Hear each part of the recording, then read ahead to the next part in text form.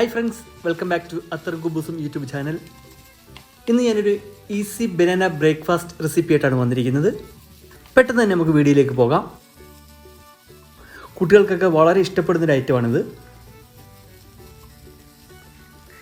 ഇതിനായിട്ട് നമുക്ക് വേണ്ടത് 2 നേന്ത്രപ്പഴം, കുറച്ച് കാഷ്നട്ട്, കുറച്ച് കിസ്മിസ്, 2 ഏലയ്ക്ക. അടുത്തതായിട്ട് 2 എഗ്ഗാണ് നമുക്കിതിലേക്ക് വേണ്ടത്. തേടെ ഉളുമ്പ് മണം മാറുന്നതിനായിട്ട് ഈ വൈറ്റ് കളർ കാണുന്നതെന്ന് ഇതിൽ നിന്ന് എടുത്ത് മാറ്റി കഴിഞ്ഞ് നന്നായിരിക്കും.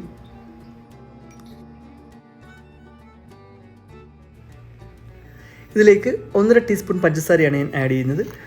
മധുരം അധികം വേണ്ടവർക്ക് കുറച്ചുകൂടി ഇടാവുന്നതാണ്.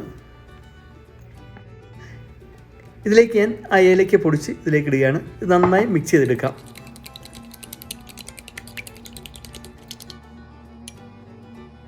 ഈ ബനാന നമുക്ക് ചെറുതായിട്ട് അരിഞ്ഞെടുക്കാം.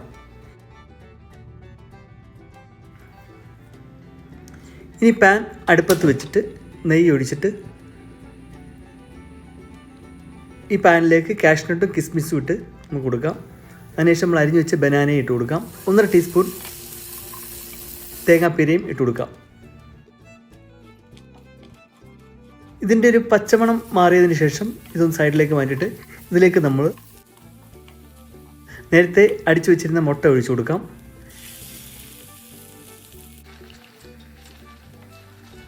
നന്നായി ചിക്കിയെടുക്കാം.